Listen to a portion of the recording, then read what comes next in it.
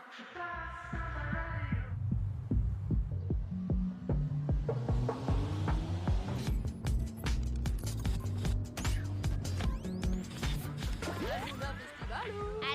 Festival. Aluna Festival. Aluna, un festival familial. Wouhou. Aluna Festival édition 2022. 2 scènes, plus de 30 artistes.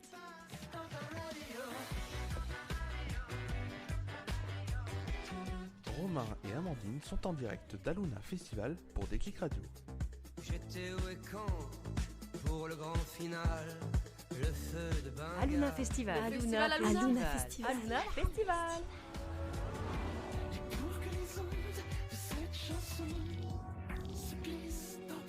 Déclic Radio en partenariat avec Radio BLV.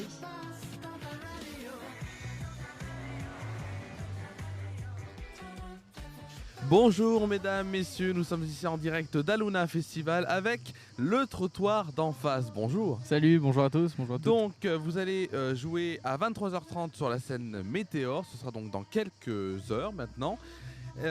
Vous êtes rencontrés donc il y a 13 ans, j'ai vu ça. Comment s'est passée cette rencontre ? Alors c'est la rencontre la plus simple du monde, on était dans la même école de musique et puis voilà, on faisait nos gammes, on était en train d'apprendre à jouer. Et on vient d'une région où normalement le circuit classique c'est de déambuler dans les rues assez rapidement parce que dans le sud-ouest c'est quelque chose qui est assez coutumier. Et moi je faisais du piano, c'était compliqué de transporter un piano dans les rues donc je me suis dit voilà, montons un groupe et ça a démarré comme ça. Donc c'est vraiment une histoire très très simple a priori mais voilà. Et pour la formation du groupe, est-ce que ça s'est passé assez facilement ? Au final oui. Ouais, on a commencé à réfléchir plutôt en termes de potes qu'en termes d'instruments. Et puis une fois qu'on était tous réunis autour de la même idée, voilà, on a pris les forces en présence et on a décidé de monter cette formation avec 3 cuivres et assez dynamique, dirons-nous. Et pour nos auditeurs, par rapport au style de musique que vous faites, comment vous le définisseriez ? Je dirais que c'est une musique avant tout dans l'énergie positive. Voilà, c'est-à-dire que on essaye d'écrire des textes les plus poétiques possibles. Et ensuite, notre objectif, c'est avant tout de rassembler les gens, de faire une musique, encore une fois dynamique, de faire en sorte que tout le monde ait le sourire. C'est assez festif et c'est assez dynamité aussi par moment. Voilà, c'est rock'n'roll quoi. Alors en 2013, donc vous avez fait un succès au Sentier du Monde avec l'album Nulle Ombre. J'allais faire la faute. Nulle Ombre. Qu'est-ce que c'est le Sentier du Monde pour nos auditeurs ? En fait, ça suit une logique. Notre toute première maquette qu'on avait fait au début s'appelait Plus vite que la musique. Puis après, on a fait un deuxième EP qui s'appelait Dans les règles de l'art.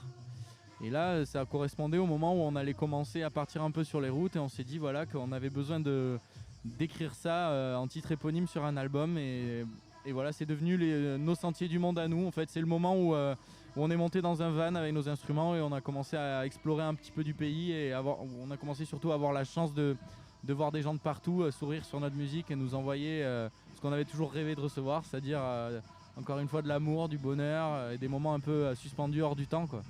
En parlant donc de public, bien sûr, vous allez donc chanter ce soir, donc 23h30, je rappelle, sur la scène Météor. Alors, par rapport aux concerts que vous avez donnés, combien exactement de concerts vous avez donné Alors, on a une moyenne qui est de 30 concerts par an.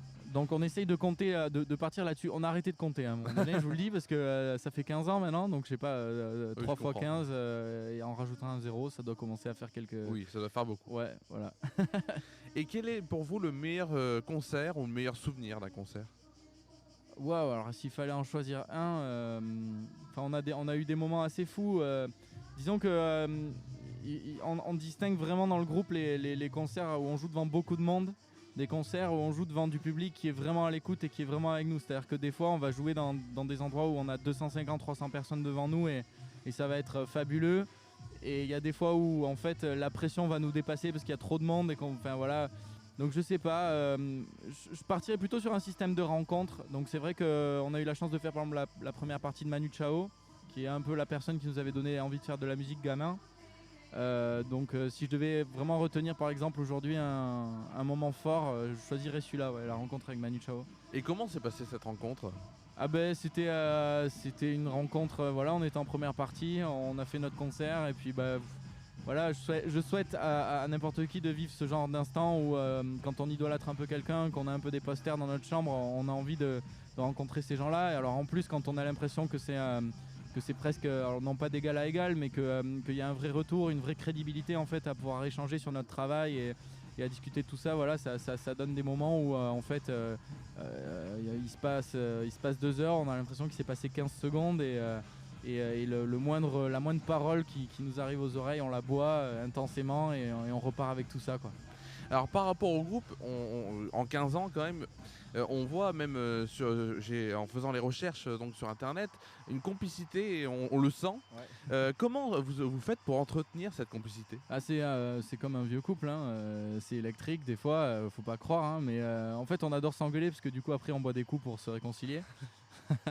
Mais non, bah, on est une vieille bande de potes et puis je crois que comme dans n'importe quelle histoire d'amitié, d'amour, la première chose qui est entre nous c'est la transparence en fait. On se ment pas, quoi, on est nous, on est entier.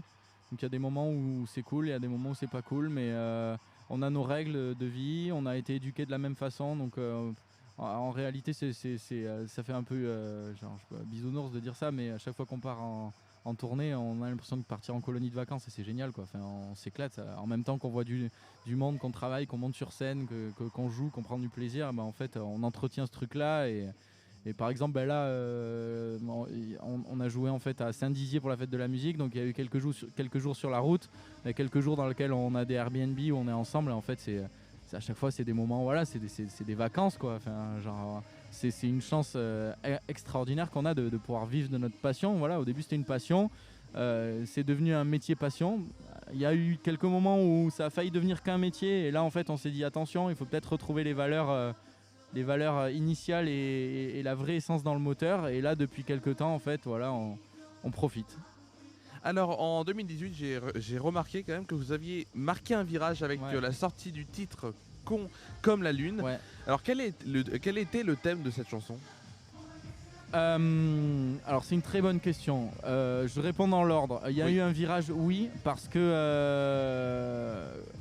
comme n'importe quel projet musical, enfin je crois, ou du moins dans notre créneau, il y a un moment où on a eu l'opportunité de signer dans des maisons de disques, de partir à Paris, tout ça, etc. Évidemment on l'a fait. Et là où je nous trouve grand et fort, c'est qu'il y a surtout un moment où on s'est dit que c'était pas fait pour nous. Et cette chanson, elle marque ce moment-là, c'est-à-dire que c'est le moment où on est revenu, où on a monté notre studio à la maison, où on a monté notre label, où on a commencé à revenir à des valeurs qui étaient les nôtres, à savoir le côté artisanal, manufacturé, indépendant, total. Et pour ça, il nous fallait un titre d'album, il nous fallait un son. Et Con comme la lune, c'est avant tout ça. Et du coup, quand on explique un petit peu cette métaphore avec le côté...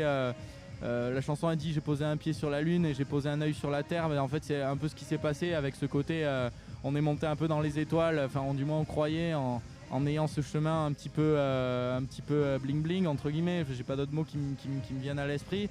Et puis il y a surtout un moment en fait où on s'est retourné, où on a regardé nos pieds, on avait l'impression qu'on avait énormément grandi, mais c'était plus du vertige qu'autre chose. Et on a décidé de revenir à des bases plus solides, quoi. Eh ben merci à vous d'être Merci. venu Merci à sur vous. l'antenne de Déclic Radio et de Radio BLV. On va écouter une de vos chansons, notamment donc Ouais. Con comme la lune, qui Super. signe un peu le recentrage donc, Exactement. du groupe vers, en tout cas des chansons, vers un style qui vous convient. Exact. Et on est content de ça. Donc on vous retrouvera sur la scène Météor à 23h30 donc ce soir. Ouais. Merci à vous. Merci, bonne soirée.